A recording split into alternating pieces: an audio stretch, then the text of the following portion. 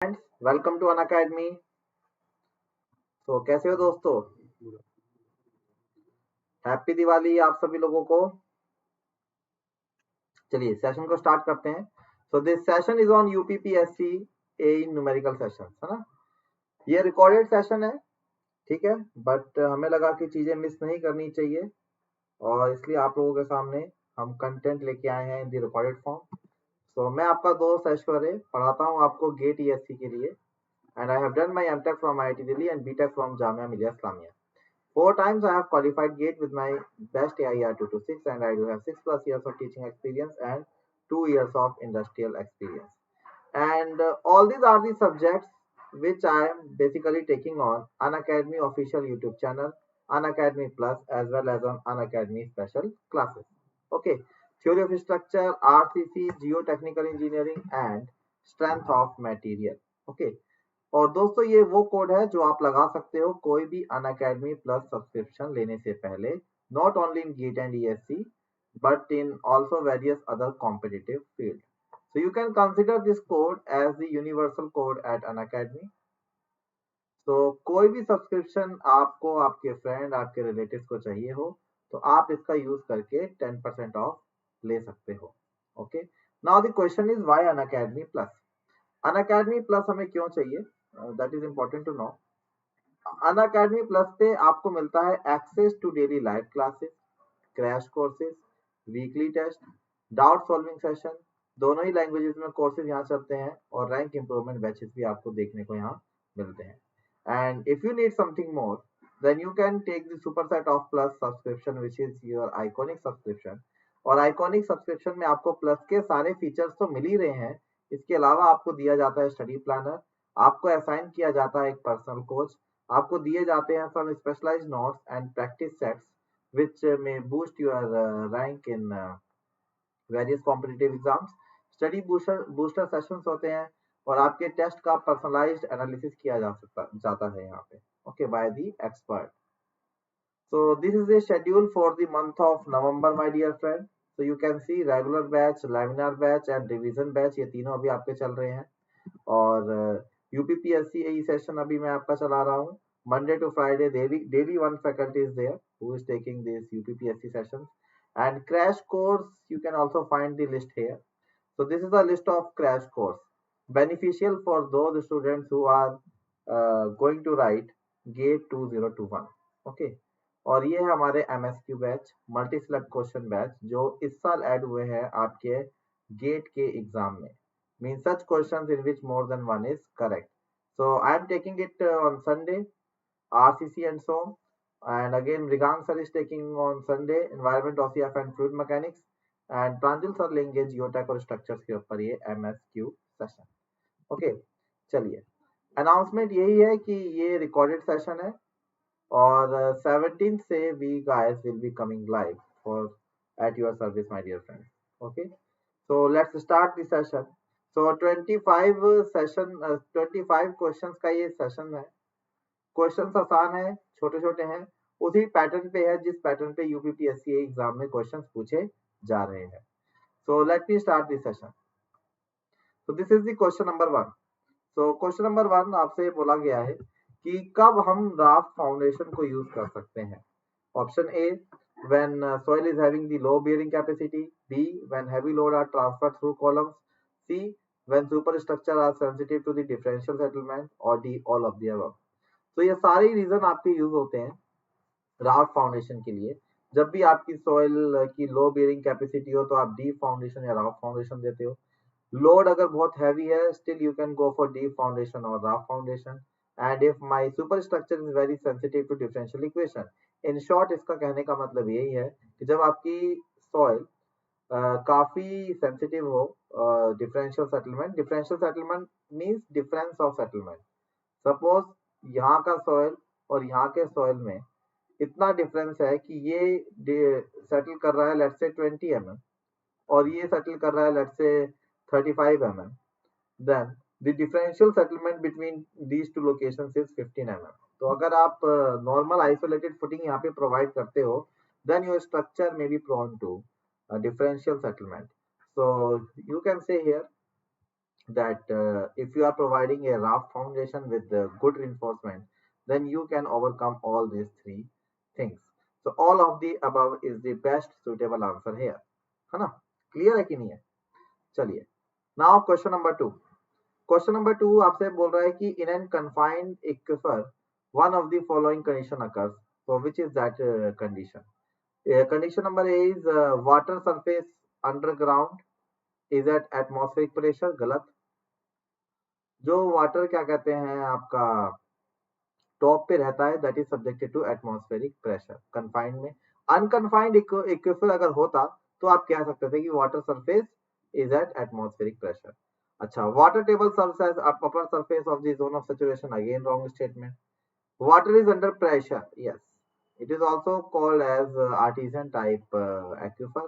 So whenever your water is under pressure, then such a aquifer is known as the confined aquifer. Confined aquifer आप ऐसे भी समझ सकते हो कि अगर आपके पास कोई सॉइल स्ट्राटा है, ऊपर में आपने क्ले रखा हुआ है, बीच में आपको सैंड मिला और फिर से आपको नीचे क्ले दिखाई दिया, तो this much layer is subjected to some additional pressure due to overburden and all. So that is why the water flowing in sand in this pervious soil would be having higher amount of pressure, water pressure. Okay, so C is the best match here. So water is under the pressure between the two impervious strata. Okay, now let me come over to question number 3, है ना? तो जितनी देर में मैं आपको question display करता हूं, तुरंत आप अपने आंसर चैट बॉक्स में लिखिएगा और फिर उसके बाद मेरे आंसर को मैच कीजिएगा. सारे क्वेश्चंस ऐसे हैं जिसमें आपको बहुत ज्यादा कैलकुलेशन नहीं करना. So out of this 25 questions there would be hardly 2 or 3 questions which will be required the calculation. जैसे this is one among them. So आपको एक सॉइल का लिक्विड लिमिट, प्लास्टिक लिमिट और श्रिंकेज लिमिट दे रखा है और नेचुरल मॉइस्चर कंटेंट दे रखा है, and you guys have to find the consistency index. So consistency index is how much? Consistency index is how much? It is your liquid limit minus natural white moisture content divided by liquid limit minus plastic limit, and this shrinkage limit is redundant. इसको यहाँ पे जरूरत नहीं है देने का, but आपको confuse करने के लिए दे रखा है. So liquid is 45 minus natural is 30 divided by 45 minus 25, तो ये हो जाएगा 15/20. तो it is 75% in percentage. So option C is the right answer. Okay, चलिए next question number 4. So Westergaard analysis for stress distribution beneath loaded area is applicable to. तो आपको पता ही है कि बॉसिनेस से ऊपर वेस्टरगार्ड तभी होता है whenever your soil is subjected to stratified condition, है ना? और अगर यूनिफॉर्म सॉइल है, एक जैसा लेयर मौजूद है, in that case you can prefer Boussinesq equation. But whenever there is a case of stratified soil, then my dear friend, you have to go with Westergaard analysis or Westergaard equation. Okay, so option C is the right one. Question number 5. The permeability of the following is very low. Relative answer देना है. Gravels का permeability, जिसके अंदर interconnected words जितने ज्यादा होंगे वो उतना ही ज्यादा permeable होगा. So out of gravel, silt, sand, clay, my dear friend, clay is going to have the lowest permeability. Clay में आपका वॉइड रेशियो तो ज्यादा होता है, but the interconnected voids are very less. और अगर मैं इसको इंक्रीजिंग ऑर्डर में आपको लगा के दिखाऊं, तो सबसे कम परमेबिलिटी होगी क्ले की, उससे ज्यादा होगी सिल्ट की, उससे ज्यादा होगी सैंड की, और उससे भी ज्यादा होगी ग्रेवल्स की, इससे भी ज्यादा होती है कोबल्स की, etcetera. So this is the correct sequence in increasing order of the permeability, है ना? So option A is having here the lowest permeability. So next is question number 6, my dear friends. So question number 6 में आपको बताना है the minimum allowable factor of safety against sliding of a cantilever. ये तो आपको याद करना पड़ेगा. This factor of safety is taken as 1.5, है ना? Against the sliding it is to be taken as 1.5. So again option C here. Now question number 7. What is liquefaction of a sand? देखो, liquefaction का मतलब होता है shear strength में घटाव होना, shear strength का कम होना. क्यों? Due to the dynamic loading, you can say, है ना? There is some confusion between liquefaction or you can say quicksand. दोनों ही कंडीशंस में क्विकसैंड और लिक्विफैक्शन में आपका shear स्ट्रेंथ कम होता है, but in quicksand condition the loss of shear strength is due to the, you can say, seepage pressure, okay, or you can say the opposite flow of water, whereas in liquefaction shear strength loses due to increase in the, you can say, pore water pressure, and that pore water pressure increases due to the dynamic loading, or you can say oscillatory motion. Okay, so B is going to be the correct answer here, that here sand loses its shear strength due to oscillatory motion, है ना। चलो एक फायदा हो गया recorded session का, बहुत जल्दी जल्दी क्वेश्चन डिस्कस हो रहे हैं, वरना लाइव सेशन में आपके आंसर्स का वेट करता हूँ फिर रिप्लाई करता हूँ। So I think I would be able to finish this 25 questions very quickly today. तो चलो, हर चीज के फायदे हैं तो नुकसान भी है। So next is question number 8 my dear friend, Darcy law is not applicable. देखो डार्सी लॉ होता है V is proportional to I, means V is equal to KI, or you can see it is KIA. This is your Darcy's law, and it is valid for laminar flow. और laminar flow आपको पता है कब होता है, fluid mechanics सब लोग पढ़ते हो। लैमिनार फ्लो होता है आपका जनरली एट लो वेलोसिटीज और हाई विस्कोसिटी। अब यहाँ पे तो पानी ही है, विस्कोसिटी तो सेम ही रहेगा पानी का। So generally at low velocities your Darcy law would be valid. तो आप ही बताइए, fine sand, silt, clay, gravel, इनमें से सबसे कम वेलोसिटी कहाँ होगी? क्ले में, उससे ज्यादा सिल्ट में, फिर फाइन सैंड में, फिर ग्रेवल में आपके इंटरकनेक्टेड वर्ड सबसे ज्यादा होंगे। वेलोसिटी ज्यादा होने के चांसेस यहाँ पे आपके रिलेटिवली सबसे ज्यादा कहाँ है? Gravel. So if I have to choose one among these four, then the best possible answer is gravel. So due to the large amount of interconnected voids, velocity in gravels is more, and due to this more velocity, my flow can be turbulent or in transition state. So due to which Darcy's law will not be applicable, isn't it? So ये यहाँ पे आपका concept है. Next is an oven-dried soil mass of 200 grams is placed in pycnometer, and then it is completely filled with water. Okay. The combined mass of bottle, soil, and water is this much, and we have to calculate the specific gravity of the soil if the pycnometer is filled with water alone, and its weight is 1480 grams, है ना। तो pycnometer एक ऐसा आपका lab का instrument है जिससे आप सॉइल का वॉइड रेशियो और sorry moisture content as well as specific gravity दोनों ही निकाल सकते हो। ठीक है, तो यहाँ पे आपको निकालना है specific gravity, then I can write here the expression for specific gravity. It is equal to W2 minus W1 divided by W2 minus W1 minus W3 minus W4. Now this is important to know what is W2, what is W1, what is W3 and what is W4. W2 होता है आपका weight of the soil sample plus pycnometer, ये मैं लिख देता हूँ pycnometer plus soil, और W1 है सिर्फ पिक्नोमीटर का वेट, W2 है पिक्नोमीटर प्लस सॉइल का वेट, W1 है सिर्फ पिक्नोमीटर का वेट, और W3 जो आपका रहेगा that is equal to pycnometer का वेट प्लस सॉइल का वेट प्लस वाटर का वेट, और W4 है आपका पिक्नोमीटर प्लस वाटर का weight. Okay, so this W2 minus W1 is nothing but the dry unit weight of soil. Again, this W2 minus W1 is nothing but the dry unit weight of soil, or dry weight of the soil. So dry weight of the soil is how much? 200 grams. So directly आपको W2 minus W1 दे रखा है, directly आपको W2 minus W1 दे रखा है, and W3 is what? Weight of pycnometer plus soil plus water, which is given as 1605 grams, और pycnometer plus water का आपको wait दे रखा है 1480। तो इसको अगर आप सॉल्व करते हो then my dear friend you are getting 2.65। so it means option C again here is the right option. Is it clear? Is it clear to all my dear friends? Okay, okay, चलिए, okay my dear friends, सही है। तो बढ़ते हैं और आगे। अच्छा video नहीं था, वीडियो में ले आया, आप ये सब थोड़ी दिक्कतें होती है रिकॉर्डिंग में। ओके, चलो स्टार्ट करते हैं। आगे question number 10. So question number 10 is,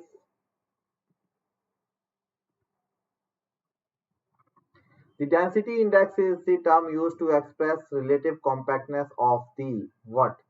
Density index आपको क्या बताता है, किसके लिए ज्यादा यूज होता है? So generally it is you can say for sand, or you can say for cohesionless soil. So for cohesionless soil you are using the term density index. Okay, चलिए. So 11th, in laboratory the coefficient of permeability of the soil is determined by, अच्छा, pump out test कुआं बना के करते हो, field test. Pump in test कुएं में discharge आप डालते हो, field test. Horizontal capillary test is again your field test. So laboratory में आप लोग यूज करते हो constant head and variable head, और you can say constant head as well as falling head test. तो ऑप्शन बी आपका सही होगा, क्योंकि यहाँ पे आपसे पूछा गया है कि which of the test is useful here, is used in the laboratory. So constant head test is the right one. Is it clear? Is it clear to all my dear friends? Tell me. Chalo. Question number 12. H piles is a type of one of the following. H type कहाँ पे use करते हो आप, ये आपसे पूछा जा रहा है. So H type आपका यूज होता है स्टील पाइल्स में. स्टील पाइल्स में आपकी आई पाइल्स, एच पाइल्स, ये सब आपकी काफी ज्यादा यूज होती है, और ये काम आता है आपको सॉइल को रिटेन करने के लिए, है ना. Not only soil retain, but आपको कभी एक्सकवेशन वगैरह करना हो, ब्रेस्ट कट लगाने हो, still you guys can go with steel pipes. Okay, चलिए.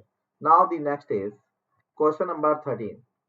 So a cohesive soil yields a maximum dry density of 16 kilonewton per meter cube during a standard Proctor compaction test. Okay, तो पूछा है कि इसका void ratio कितना होगा अगर इसका स्पेसिफिक ग्रेविटी 2.6 हो जाएगा, है ना. तो बहुत सिंपल फंडा है हमारे पास, that gamma dry is equal to G plus S E, जो कि 0 हो जाएगा, upon 1 plus E into gamma W. So for dry condition S is equal to 0, and for dry condition gamma D is equal to 16, G is 2.6 upon 1 plus E, और ये हो जाएगा मेरे पास 10. So 1 plus E is 2.6 over 1.6. So you can say that your E is going to be equal to 2.6 upon 1.6 minus 1, and it is equal to 0.625. It is equal to 0.625. So option B is the right answer here. Isn't it?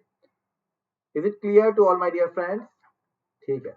So approximately we have completed half of the questions. Now let me move to question number 14.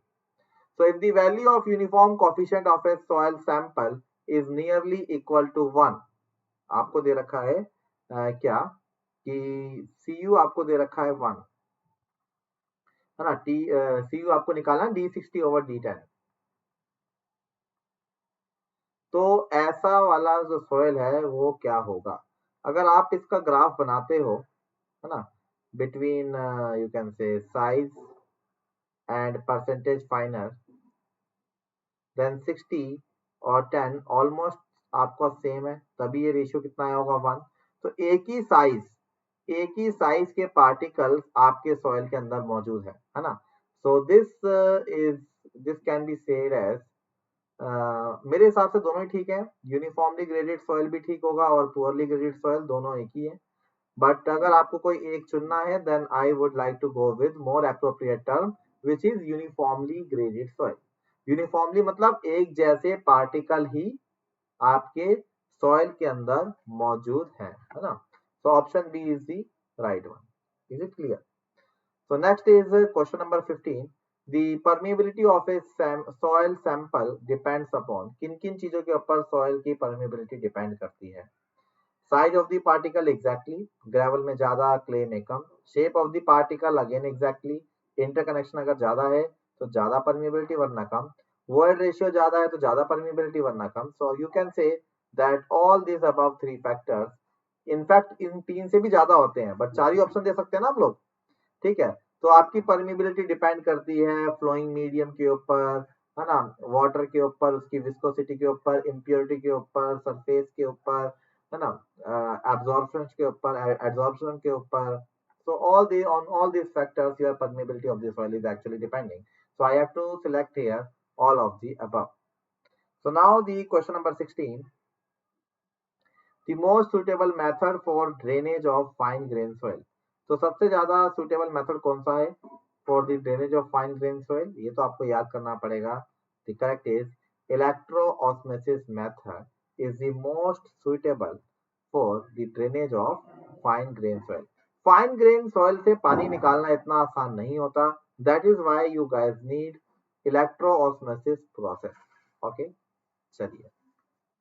Question number 17 is given to you that if a porosity of the soil sample is 40% and the void for this sample would be, void ratio for this sample would be, है ना, पता ही होगा आपको, porosity is defined as by E upon 1 plus E, or you can say that E is equal to porosity upon 1 minus N.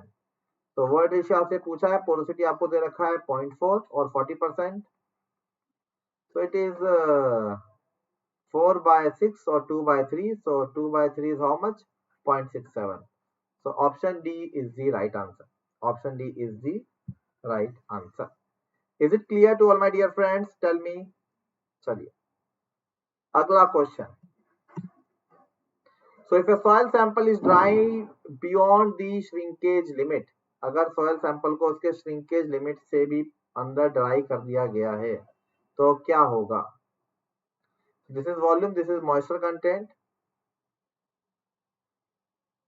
this is your consistency chart, consistency limit, ये volume है, ये moisture content है, this is your shrinkage limit and corresponding to this volume is dry volume ना. ठीक है, dry volume नहीं कहेंगे, shrinkage के corresponding के volume को हम लोग VD बोलते हैं. फिर यहीं कहीं आपका निकल के आता है plastic limit, it is VP, और फिर यहाँ पे निकल के आता है liquid limit, it is known as VL. Okay, so this is the concept here. तो अगर आप इसको श्रिंकेज लिमिट से अंदर और क्या कहते हैं ड्राई कर दोगे तो वॉल्यूम देखो, beyond shrinkage limit your volume is not going to decrease, but after shrinkage limit your volume of the soil sample is going to increase. So you can say that no volume change will occur if a sample is dried beyond the shrinkage limit. If the sample is dried beyond the shrinkage limit, then volume change will not be occur. होगा क्या, आप पानी निकालते जाओगे, soil already एक दूसरे से interconnected form में आ गए हैं, so now further there would not be any decrement in the volume. हाँ, डेंसिटी कम होगा, डेंसिटी कम होगा क्योंकि पानी आप अभी भी निकाल रहे हो, बट इससे कम आपका वॉल्यूम नहीं होगा, isn't it?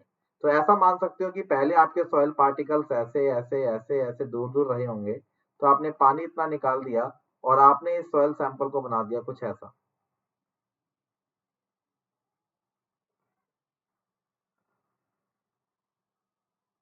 Like this.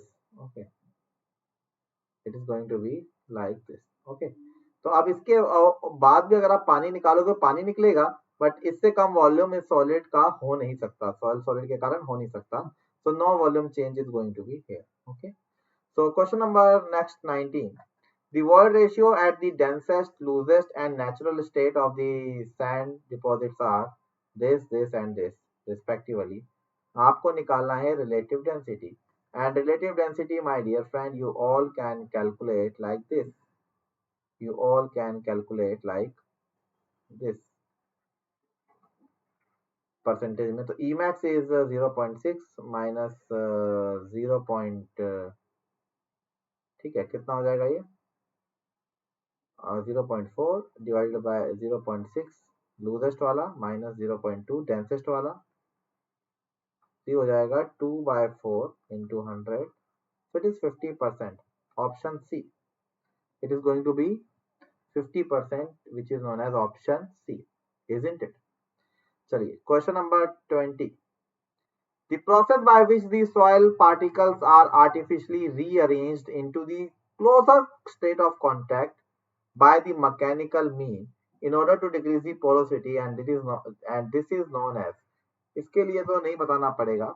I hope ये सब लोग अभी तक आप जवाब लिख चुके होंगे कमेंट बॉक्स में। तो इसके लिए जो सही जवाब है दैट वुड बी कॉम्पैक्शन, है ना।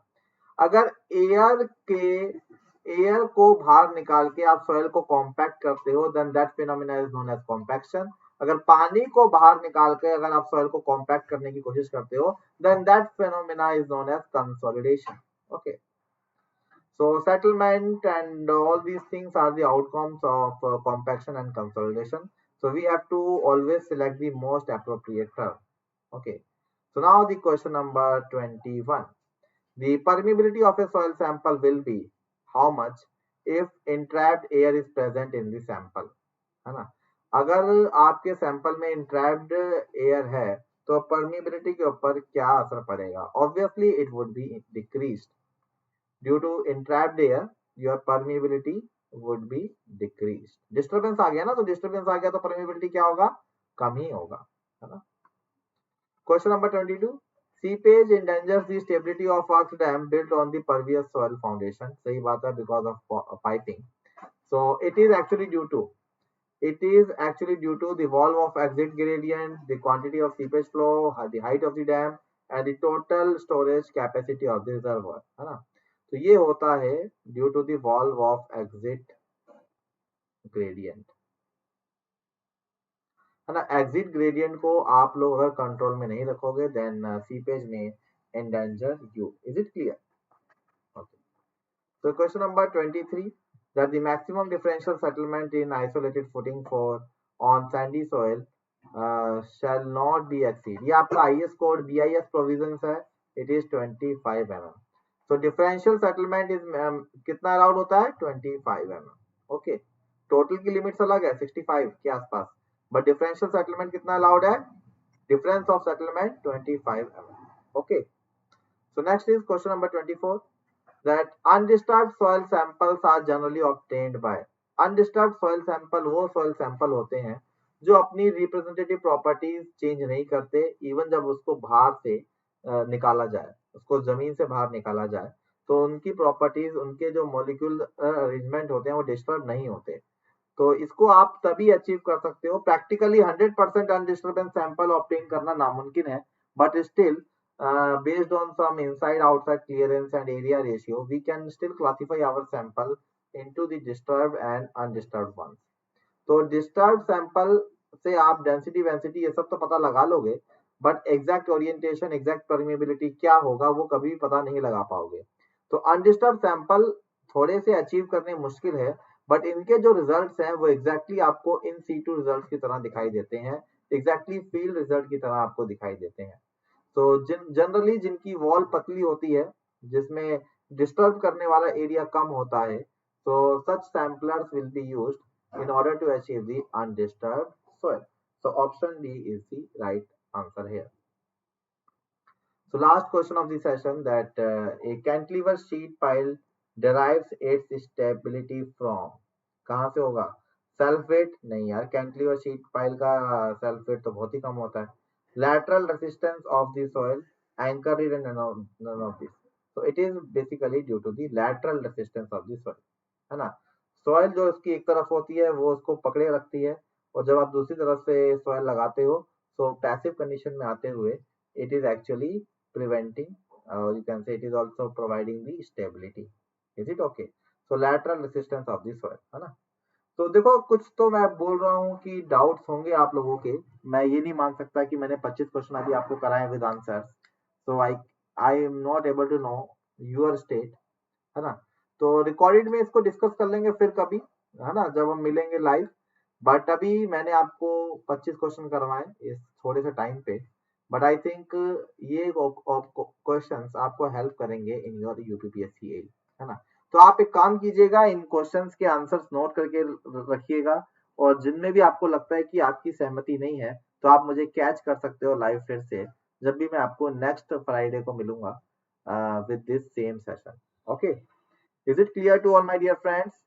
तो यहीं तक रहने देते हैं दोस्तों, and this is the information on our Unacademy GATE C. All these are the hit playlist of Unacademy Gate CE. और जैसा कि मैंने आपको कहा था regarding Unacademy Plus subscription, so for 1 year subscription, my dear friend, you have to pay 27,225.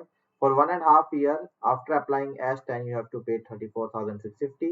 And for 2 year subscription, after applying S10, you have to pay 39,600. Isn't it? तो ये सब आपको पे करना पड़ेगा. अगर आप आइकॉनिक सब्सक्रिप्शन की तरफ जाते हो तो आइकॉनिक सब्सक्रिप्शन में आई वुड से कि 12 मंथ वाला सब्सक्रिप्शन आप लेते हो तो थोड़ा सा एक्सपेंसिव जरूर है. यू हैव टू पे around 45,000 and for 2 year subscription after applying S10 is 66,600. ये एक्सपेंसिव क्यों है ये मैंने आपको लेक्चर के स्टार्टिंग में बताया था. बिकॉज हेयर प्लस से ज्यादा कंटेंट, ज्यादा कंटेंट नहीं बोलूंगा, कंटेंट बोलना गलत होगा. आपका शेड्यूल प्लानिंग है ना, और rank booster batches, specialised rank booster batches, test analysis, एक तरह से आपको पर्सनल अटेंशन ज्यादा दिया जाता है यहाँ पे एजुकेटर द्वारा, है ना. तो इसलिए these subscriptions are on the higher side, but if you can afford then you must go for such the precious subscription given by Unacademy. Okay, चलिए आप फॉलो कर सकते हो मेरे को Unacademy पे @sharmaashwarya1049, और ये है हमारा ऑफिशियल टेलीग्राम चैनल. ओके, और ये है हमारे पास various study channel. And right now you are watching me on Unacademy GATE C. और अगर नहीं किया है आपने चैनल सब्सक्राइब तो please do it subscribe now. Thanks a lot my dear friend, thanks a lot. Stay safe, don't go outside if it is not required.